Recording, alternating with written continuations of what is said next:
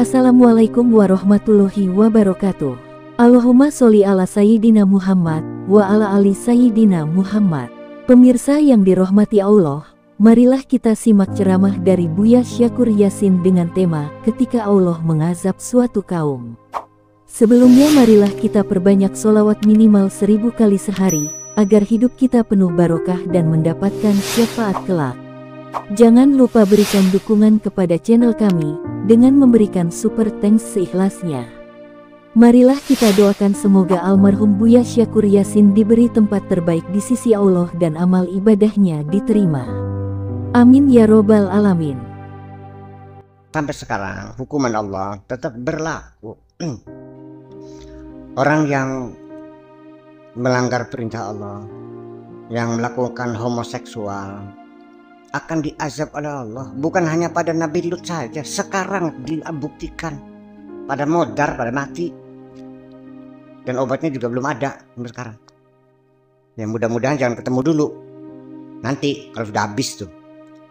Sebab kalau keburu ketemu nanti nggak kapok seperti dulu kan, dikasih hukuman penyakit sifilis, begitu ketemu obatnya ramai lagi.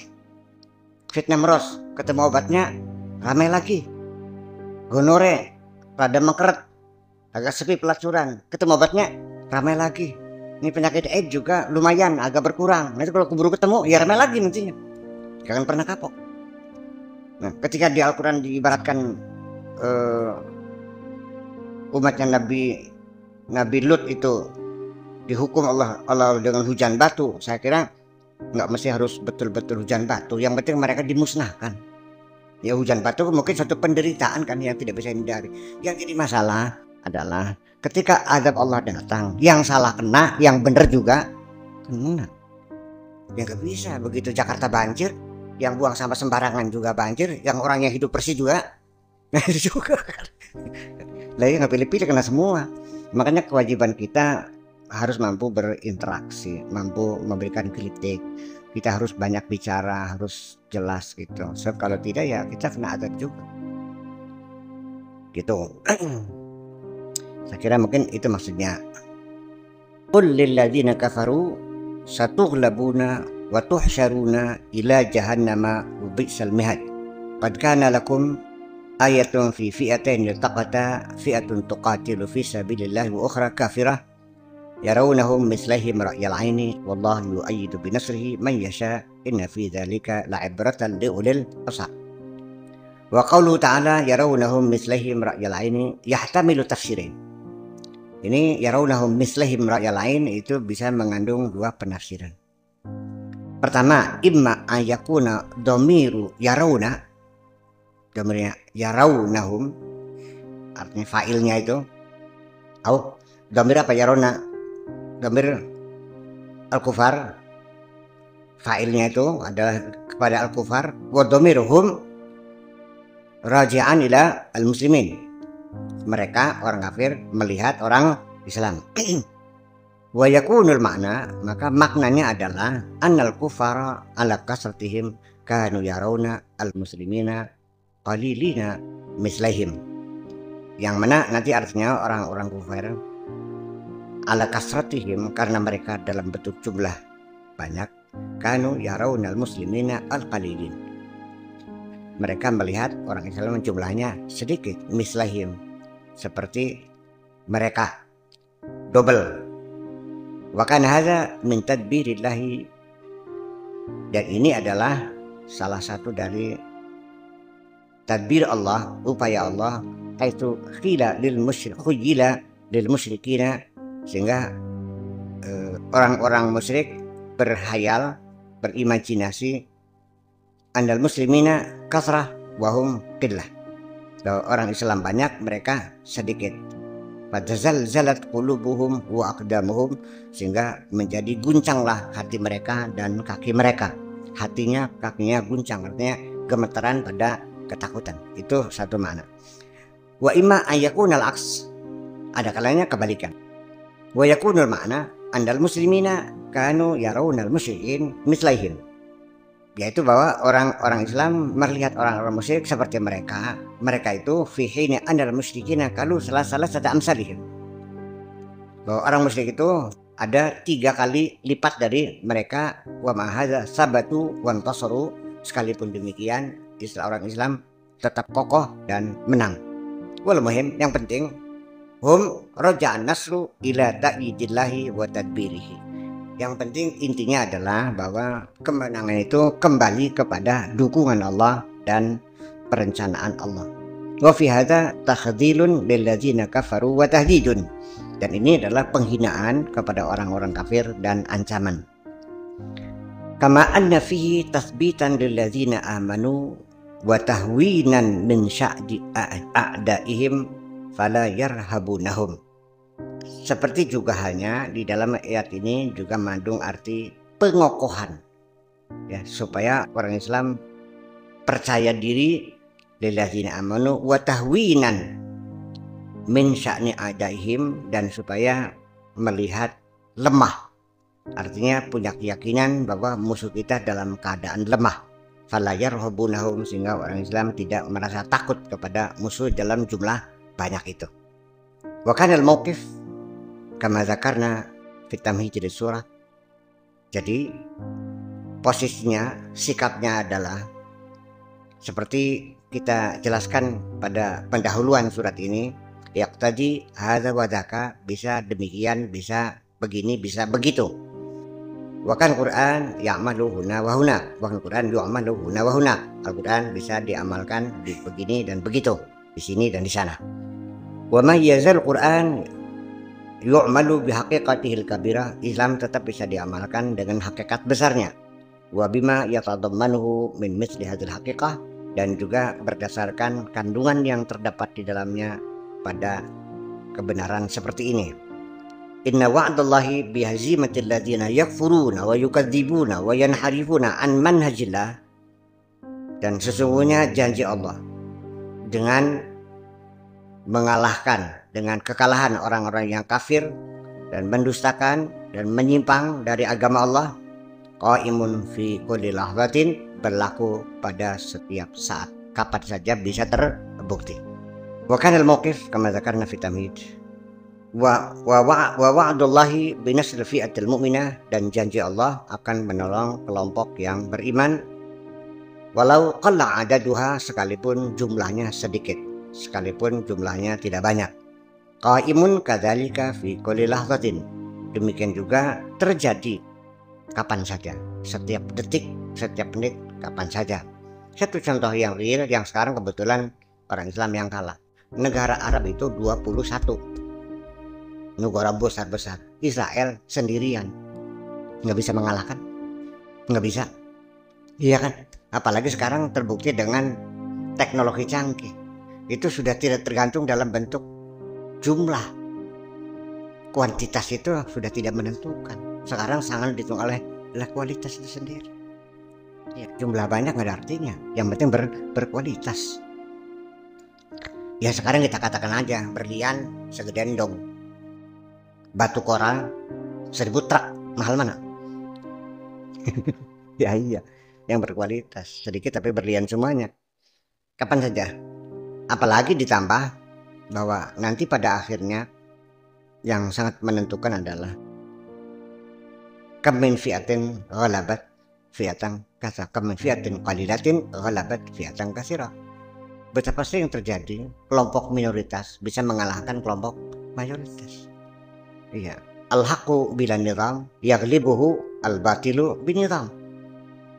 Al-haqqu bila nizam yaghlibuhu al-batilu binizam. Benar mah benar, tapi tidak disiplin, dia bisa dikalahkan oleh kebatilan tapi berdisiplin. Ya kan seperti itu. Wa tawaqqafun nasr wa tawaqqufun nasri ala ta'idillah, dan ketergantungan pertolongan atas dukungan Allah, alladzi yu'tihi may yasha, yang akan diberikan pertolongan Allah itu kepada siapapun yang dikehendaki oleh Allah. Haqiqatun qaimatun lam tunsah, merupakan kenyataan yang berlaku, tidak pernah dibatalkan. Wa sunnatun madiyatun walam tatawaqqaf, dan merupakan hukum yang terus berjalan dan tidak pernah berhenti, seperti itu. Walaysa 'alal fi'atil mu'minati illa an tatma'inna ila hadhil haqiqah. Dan bagi kelompok yang beriman, ya, tidak bisa apapun kecuali merasa tenang, kecuali percaya kepada hakikat seperti ini, bahwa minoritas bisa saja mengalahkan mayoritas. Waktu perang Badar itu berapa umat Islamnya? 313. Musuhnya berapa? 1000. 3 kali lipat. Bisa terjadi mayoritas sudah keburu takut dulu menghadapi minoritas. Durung acan mus gentar dingin ini. Ana beli gajah kewedian tikus. Tikus putih kah? Iklan apa kan kok? Kalian beli iklan apa?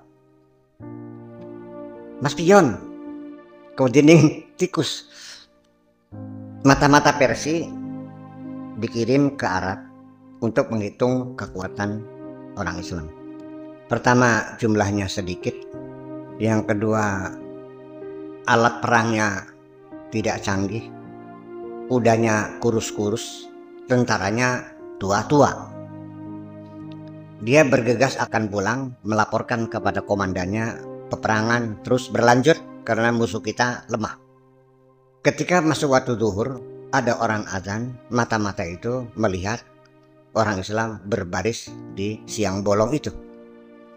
Barisannya rapat, lurus, dan aneh pula komandannya tidak menghadapi pasukan. Tanpa dikomandoi, barisan sudah sangat lurus. Nggak ada pasukan yang ditajongin tuh, lurus sendiri kok.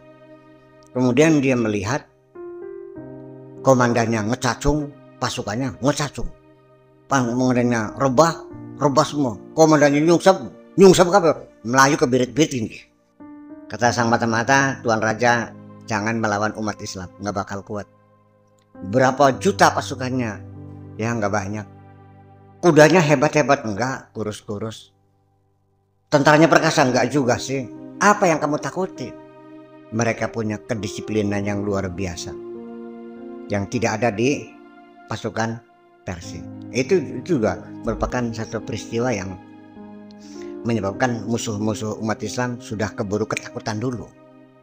Sebelum tempur sudah takut. Waduh, itu. Dan itu malah akhirnya menjadi satu taktik peperangan yang nama dengan Psy War, perang saraf.